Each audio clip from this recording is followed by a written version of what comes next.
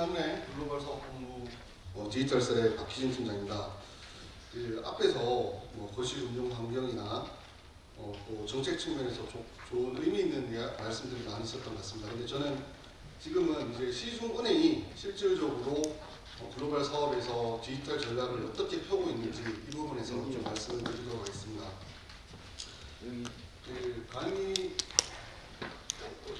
강의 제목이 디지털 플랫폼 기반 글로벌 리테일 전략인데 디지털 플랫폼 기반 내용만 설명드리는 게 아니라 디지털 전략 전반적인 내용을 좀 설명을 드리겠습니다. 한번 돌이켜보면 2015년 1월에 신한 베트남은행에서 최초로 디지털 관련된 부서를 설립을 했었습니다. 근데 그때 제가 담당 부장이었는데 그때 제가 담당하던 부서가 4개가 있었거든요. 그러면 주재원 0.25명이 담당하던 신한 베트남은행에서 업무였는데 지금은 그 신한 베트남은행에 디지털 담당 주재원만 지금 4명이 있습니다. IT 인력을 빼고 디지털 담당 주재원만 4명이 있는데 그만큼 디지털이 글로벌에서 얼마나 중요한 사업으로 변했는지 이 예로 이해가 되실 것 같습니다. 먼저 신한은행 글로벌 현황에 대해서 좀 설명을 드리겠습니다.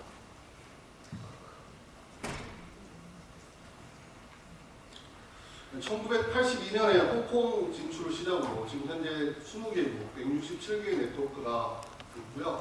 대출금은 18년 말에 158억 불인데 현재 254억 불. 당기 순이익은 18년 말에 2억 7,200만 불이었는데 금년도 예상이 한 4억 800만 불 정도 됩니다. 21년도 말에 3억 7,900만 불인데 이 금액은 전체 은행 손익 비중이 한 15% 정도 됩니다. 올해 각 팀들도 마찬가지지만 손익이 많이 늘었기 때문에 올해도 전체 은행 손익의 한 15%를 글로벌 사업에서 이뤄내고 있다고 보시면 되고요. 이때 채널별로, 지역별로 매형리 손익을 보시면 이 핵심 시장으로 분류를 해놓은 데가 베트남, 일본, 중국, 인도, 인도네시아입니다. 앞에서 설명했던 것처럼 우리 많은 금융기관들이 진출되어 있는 곳이고요. 제가 이 동그라미를 쳐놓은 곳, 이쪽 핵심 시장하고 캄보디아까지가 글로벌 디지털을 추진하고 있는 국가입니다. 이 글로벌 디지털을 추진하는 국가라는 의미는 여기서 리테일 사업을 하고 있다는 의미입니다. 이 글로벌 디지털은 리테일 사업을 잘하기 위한 수단이기 때문에 이 6개 국가에서 글로벌 디지털을 추진하고 있습니다. 다음은 글로벌 디지털 실적 관련된 내용인데요. 이게 저희 아까 제가 디지털 셀에서 근무한다고 했잖아요. 거기 저희가 받은 KPI입니다. 그러니까 저희 셀의 평가를 연간 EKYC 신규 고객수, MAU 수, 디지털 열심 취득 금액, 디지털 수신 잔액으로 받고 있고요. 그러니까 제 평가를 이걸로 받고 있는 거죠. 그리고 우리 해외 채널들도 베트남도, 인도네시아도, 인도도 디지털 관련돼서는 이 지표로 평가를 받고 있습니다. 그러니까 여기 연간 EKYC 신규 고객수라는 거는 그 모바일 뱅킹을 통해서 그 신규 고객이 되는 거죠. 그 절차를 말하는 거고요. 그럼 뒤에서 조금 더 상세히 설명을 드리겠습니다. 이 MAU는 한 달에 한 번 이상 저희 그 모바일 뱅킹, 해외에서도 브랜딩은 소울이거든요. 이쪽에 접속을 하는 고객 수입니다. 그냥 숫자를 한번 보시면 9월달에 한 38만 명 정도 되는데 12월달 목표가 50만 명입니다. 아까 제가 이게 제 목표라고 했는데 이게 우리 이 장표를 만든 직원들이 우리 연간 목표를 뒤에 12월달에 넣은 것 같아요. 그래서 이 진도를 보면 과연 달성할 수 있을까 목표도 되는데 50만 명이 원래 목표인데 50만 명이라는 수준이 아마 지방은행, 현재 대구은행이나 부산은행이 가진 모바일 유저 MAU 숫자랑 거의 비슷한 숫자일 것 같습니다. 디지털 여신 취득 금액은 지금 현재까지 8억 불, 그러니까 신규 금액입니다. 잔액이 아니라 신규 금액이고요. 이건 중국에서 많이 이용하고 있는데 플랫폼 기반 대출입니다. 이 부분도 저희가 조금 설명을 드리도록 하겠습니다. 디지털 수신이 42억 불입니다. 이게 되게 큰 금액인데 이 이유는 보시면 일본에서 대부분을 차지하고 있죠. 그러니까 일본은 일본 법인의 리테일 외수금 전체가 65억 불인데 이 중에 58%가 그냥 모바일로 이루어지고 있습니다. 그러니까 좀 전에 일본의 디지털화 수준이 되게 영향이 낮다고 말씀하신 게 맞고요. 그런데 이제 대금 가입은 그러니까 많은 고객들이 은행을 방문하지 않고 모바일 뱅킹을 통해서 처음에는 EKYC로 고객이 돼야 되겠죠. 그 다음에 대금은 모바일 뱅킹으로 가입을 하고 있습니다. 아마 금리 경쟁력만 좀 있다 그러면 많은 고객을 유치할 수 있는 시장도 이번인 것 같습니다. 이 네 가지 지표로 관리가 되고 있고요. 네, 다음은 저희 신한은행의 디지털 글로벌 전략 전반에서 좀 설명을 드리겠습니다. 딱 두 마디로 하면 하나는 비플랫폼 전략이고요. 또 하나는 고플랫폼 전략입니다. 이제 비플랫폼 전략이라는 의미는 고객이 우리 모바일 채널을 방문을 하고 거래를 해야 되는 그런 플랫폼을 만들자라는 의미고요. 그러다 보니까 제가 좀 전에 말씀드린 것처럼 디지털 담당 많은 주지원들이 한국에서 경험이 있는 주지원들이 저희 해외 채널에 많이 나가 있고 6대 법인에는 모두 디지털 관련된 조직이 구성되어 있습니다. 물론 현지 직원이 부장을 하고 있는 조직도 있고요. 시장 환경에 따라서 조직이 운영되고 있습니다. 말씀드린 것처럼 6대 법인에는 솔이라는 모바일 뱅킹 5분 구축이 되어 있고요. 여기에 기능을 강화하는 작업도 계속하고 있습니다. eKYC 솔루션이 가장 중요한 인프라인 것 같습니다. 현지은행을 대비해서 채널이 절대적으로 부족한 상황에서 eKYC만 있다 그러면 모바일 뱅킹을 이용해서 한국에서 카카오가 하는 것처럼 영업을 할 수 있으니 eKYC는 가장 기본이 되는 인프라고요. 지금 6대 법인 모두 eKYC도 구축이 되었습니다. 이 부분도 좀 더 상세히 설명드리겠습니다. 이제 여기서 이제 수신 관련된 업무를 지나서 지금은 비대면 여신 프로세스도 탑재되어 있는 국가가 많고요. 대표적인 게 신한 베트남입니다. 그리고 이런 서비스들을 가지고 이쪽에 오른쪽에 있는 큰 플랫폼들과 연계를 할 수 있는 많은 서비스도 이미 저희 솔에 구축이 되어 있고요. 예를 들어서 QR페이라든가 아니면 다른 전기료라든가 핸드폰 충전이라든가 동남아 국가는 대부분 모바일 뱅킹을 충전했었으니까 그런 기능도 많이 탑재가 되어 있습니다. 이렇게 비플랫폼 전략, 우리 모바일 뱅킹 자체가 플랫폼이 되는 전략 외에도 고플랫폼 전략을 추진하고 있는데 한국에서처럼 신한이라는 브랜드가 프레젠스가 해외에 있는 게 아니다 보니까 신한이라는 브랜드 자체만으로 고객을 유치하는 데는 분명히 한계가 있고요.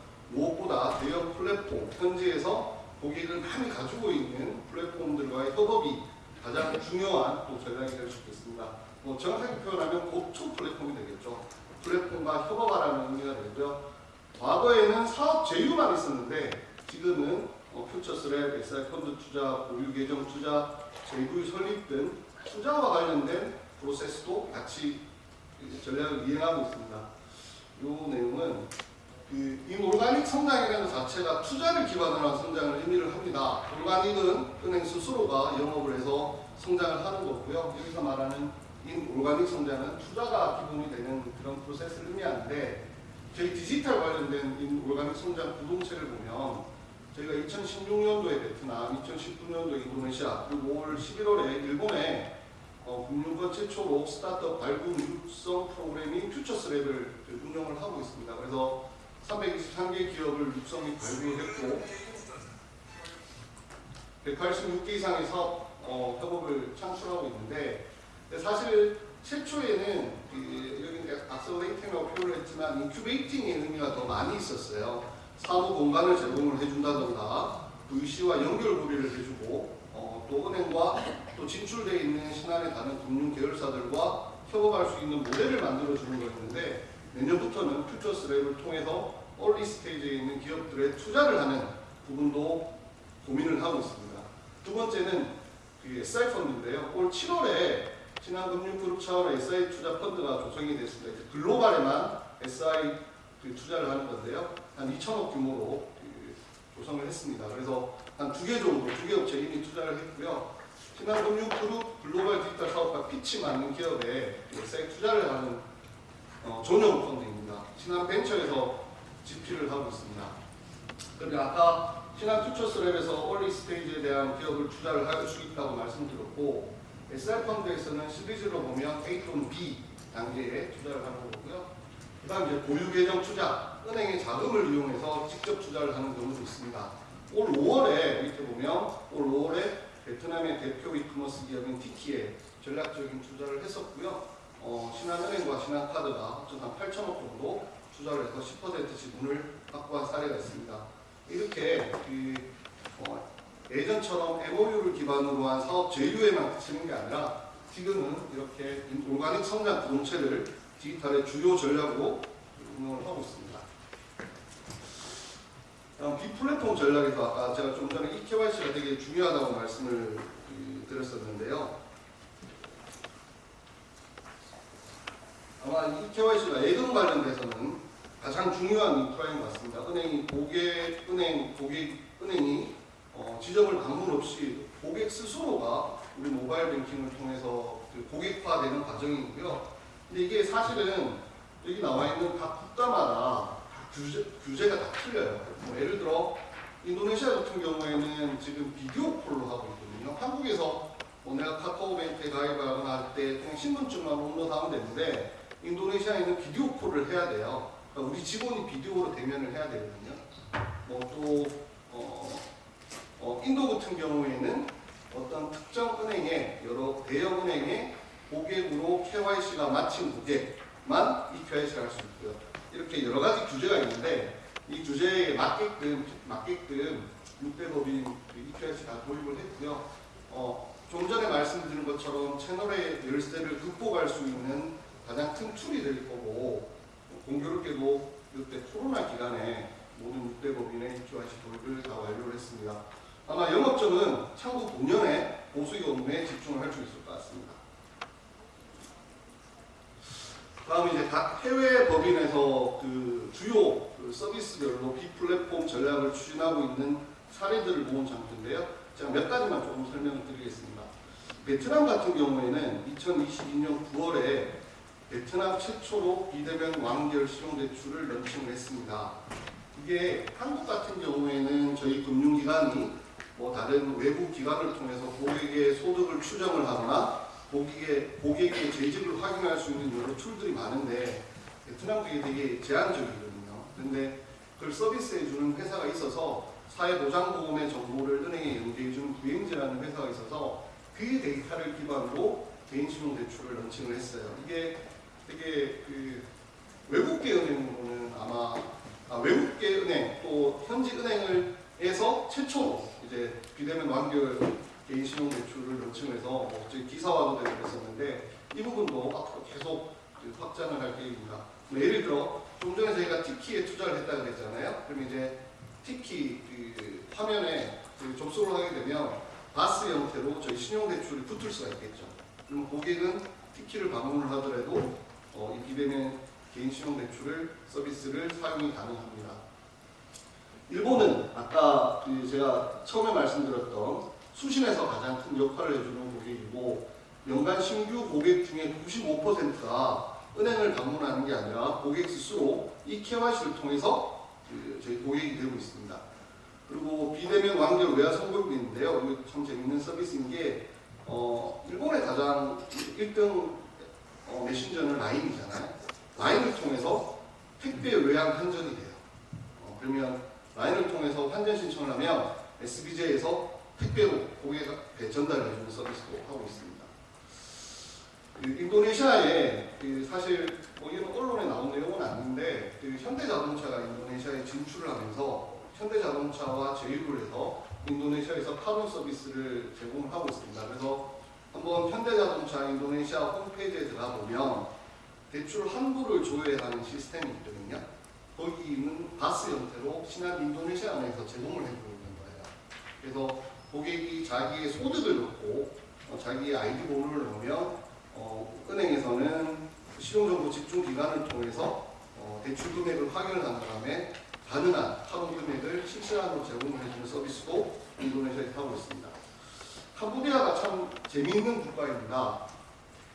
아마 여기 베트남, 일본, 중국, 인도, 인도네시아, 캄보디아 중에 한국계 금융기관이 가장 수익을 많이 보는 국가가 어딜까요? 신한은행뿐만 아니라 KB, 우리은행, 하나은행 다 포함해서 어느 국가가 가장 수익을 많을 것 같습니까? 대부분 베트남이라고 생각하시는데 베트남하고 캄보디아 금액이 비슷해요. 프놈펜이라는 도시가 인구가 200만밖에 안 되거든요. 200만 명.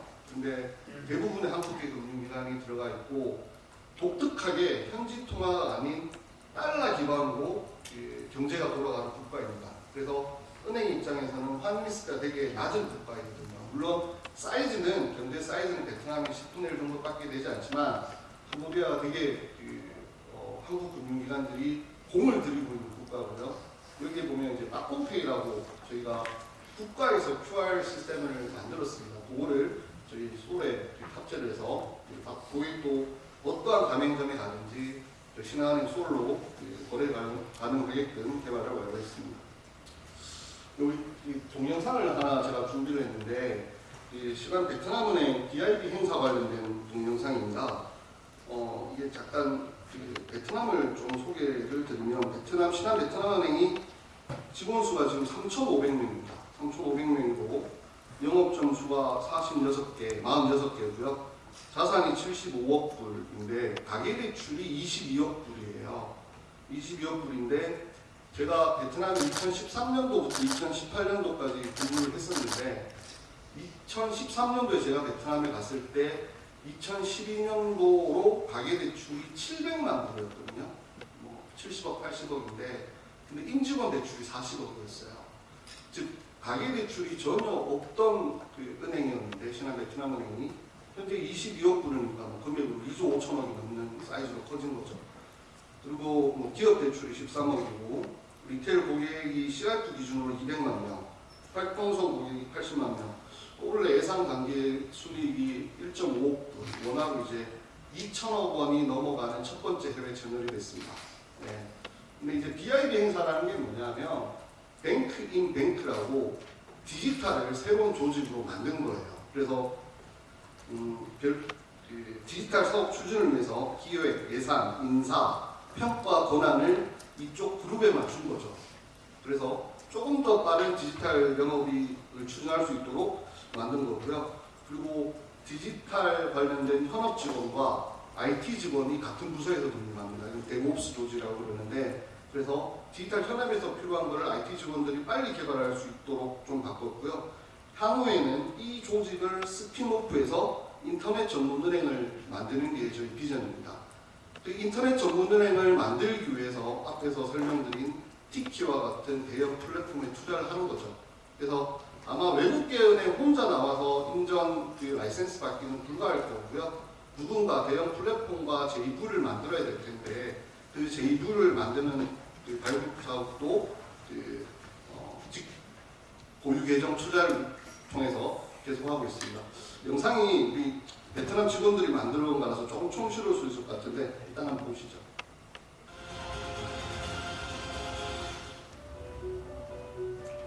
베트남에서는 대부분들이 호텔 같은 데서 행사를 되게 많이 하더라고요. 한국처럼. 네. 그때 행사하기 전에 티키랑 이제 MOU를 맺는 거거든요. 티키는 1,700만 명 정도 MOU를 가지고 베트남에서 2등 또는 3등 이커머스 업체고요. 저희 은행장도 참석을 해주셨습니다. 이제 BIB를 한다는 거를 우리 직원들끼리 한 게 아니고 디지털 파트너를 다 초청을 했어요. 디지털 파트너, 베트남에 유명한 게 모모, 잘로 이런 회사들을 우리 CEO들을 다 초청을 해서 우리는 이제 전략을 디지털로 간다. 그래서 BIB라는 조직을 만들었고 너희들이랑 협업하고 싶다. 이 메시지를 계속 준 거죠.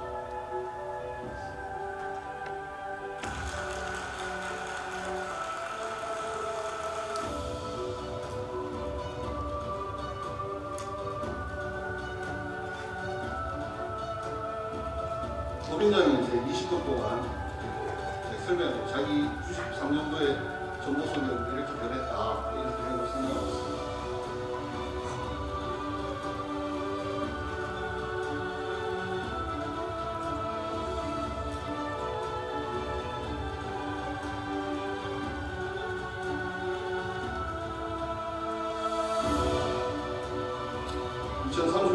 넘버원 디지털 뱅크가 베트남에서 되겠다 이런 포부를 발표를 했었고요. 은행장님 말씀 주셨고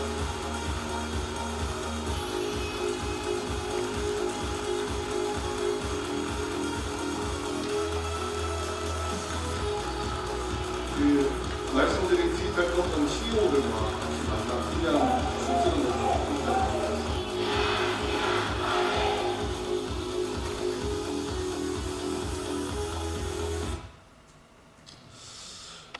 신한 베트남은행 소울이랑 여기 나오는 이제 베콤은행이 비에콤은행이 이제 베트남은 시가총액 1위 기업이죠. 그쪽에 은행이 가장 큰데 이 베콤은행 시가총액이 신한은행의 시가총액보다 큽니다. 얘들 40조, 우리 원화로 40조, 2배 되는 것 같은데 더 크고요. 요 그 모바일 뱅킹을 비교를 해본 거예요. 어떤 기능이 있느냐 없느냐. 이게 이런 일이 잘 힘든데 신한 베트남은행 모바일 뱅킹이 더 많은 기능이 있어요. 근데 물론 여기 보면 전기, 수도, 통신 이런 거 이래 막 제휴업체 수는 아직 그 현지은행이다 보니 더 많은데 비대면 대출 신청이라든가 신용카드를 모바일 뱅킹에서 신규하는 이런 것들은 오히려 신한 베트남은행이 더 잘 되어 있습니다. 다음 고플랫폼 전략에 대해 말씀을 드리겠습니다. 앞에서 저희가 열심히 수신 여신 결제 외환 관련된 플랫폼이 되게 준비를 하고 있고요. 또 우측에는 많은 디지털 기업들이 있는데 여기에 이제 구멍을 찾아 들어가는 이 솔루션이 저희는 그냥 말로만 하는 게 아니라 이 전략적인 투자와 재구유 설립 등 이 물간이 전략이라고 생각을 합니다. 뭐 MOU 하자, 그 사업 제휴하자 이런 피치 맞거나 또 니즈가 맞아야지만 이루어질 수 있는 거고 한쪽만 이제 또 니즈가 있어도 평상시에는 뭐 제휴가 잘 안 되는데 이런 지분 투자를 통해서만 이렇게 좀 결합될 수 있지 않느냐라는 게 지금 그 디지털 관련된 전략 중에 하나고요. 이 플랫폼 그 협업 사례를 좀 설명을 드리면 신한중국이 그 재미있는데 아까 처음에 자료 중에 보면 디지털 여신 관련돼서 신한중국이 대부분의 실적을 차지하고 있었잖아요. 예, 이런 이야기를 많이 하잖아요. 언젠가 미래에는 플랫폼 기업에서 고객들이 그 금융 상품을 구매를 할 거고 금융기관들은 상품의 공급자 역할만 할 거다라는 예상들을 많이들 하는데 이미 중국은 그렇게 돼버렸어요.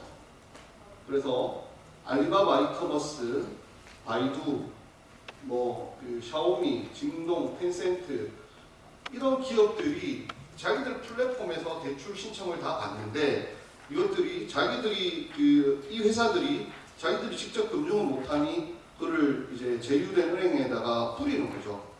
그러면 제휴은행에서는 2, 3초 내에 고객 CIF를 만들고 대출을 실행을 해줍니다. 근데 여기서 재밌는 거는 이쪽 은행들, 이쪽 기관들도, 이쪽 디지털 컴퍼니들도 대한신용평가 모델을 통해서 걸러서 데이터를 준다는 거예요. 신청 들어오는 걸 다 주는 게 아니라 디지털 회사가 가지고 있는 대한신용평가 모델로 은행의 니즈에 맞게 예상된 연체율을 가진 이 대출을 기표하면 이 정도의 연체율이 될 거야. 이런 대출들을 전달해 줍니다. 그럼 저희는 수수료를 주고 그 대출을 기표를 하는데 그 금액이 엄청 커요. 그래서 이건 신한은행만 하고 있는 게 아니라 하나은행도 하고 있는 걸로 알고 있고요. 이 플랫폼 그 제휴 대출을 중국에서 많이 하고 있고요. 아까 타다 관련돼서 아까 캄보디아가 참 재밌는 나라가 되는데 이 타다가 한국 그 스타트업 기업입니다. 그리고 그 한국에서 영업했던 타다하고는 틀려요. 이건 한글로 타다고 이거는 영어로 타다인데 두 분 다 서울대 동문인 것 같더라고요. 근데 뭐 브랜딩 관련된 문제가 없는 것 같은데 아까 캄보디아 프놈펜의 인구가 200만 명이라고 했는데 이 타다를 다운받은 분들이 30만 명이에요.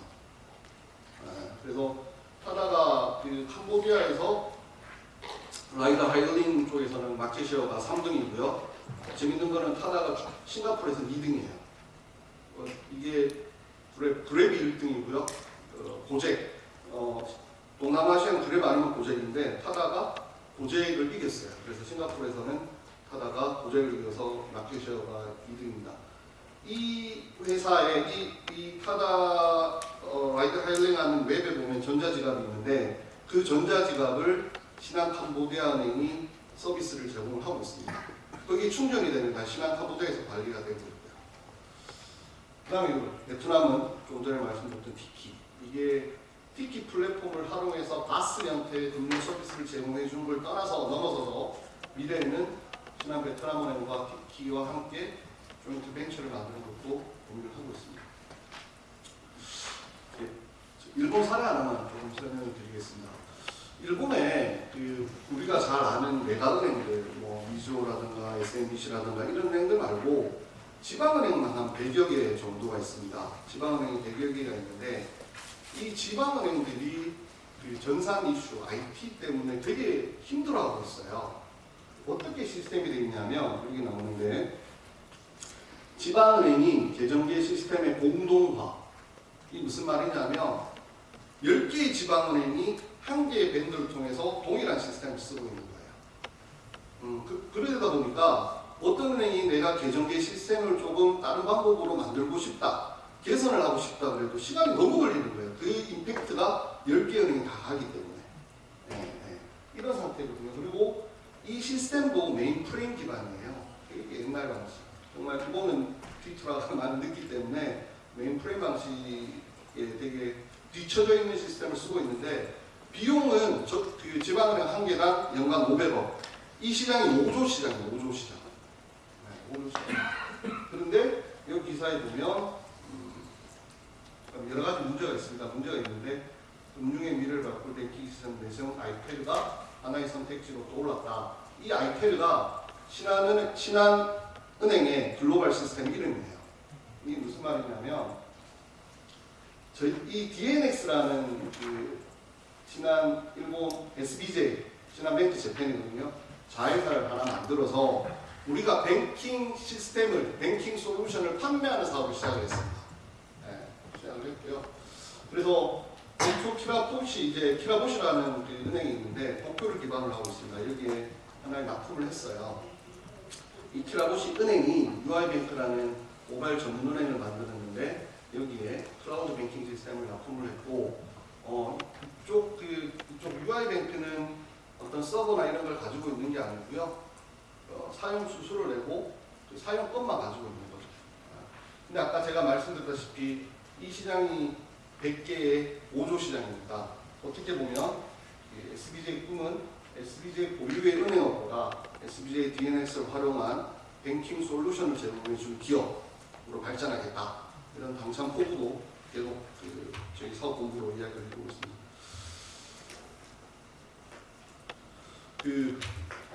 사실 제가 2013년도 1월에 해외 주전 나가서 2023년 1월에 돌아왔어요. 9년 동안 해외에 있었는데 5년 반 동안 베트남에 있다가 3년 반은 이제 인도네시아에서 근무를 하고 왔습니다. 근데 코로나 3년 동안 2020년부터 시작했었죠. 올 1월 복귀하기 전까지 한국에 한 번도 못 왔었습니다. 코로나 때문에. 근데 최근에 근래에 해외 출장을 이제 3번이나 다녀왔거든요. 이제 정말 엔데믹이 된 것 같습니다. 이제 코로나 기간 동안 디지털 금융 환경은 현격하게 변한 것 같고요. 신한은행도 디지털 부분에서는 대한민국 금융의 자랑이 될 수 있도록 최선을 다하도록 하겠습니다. 감사합니다.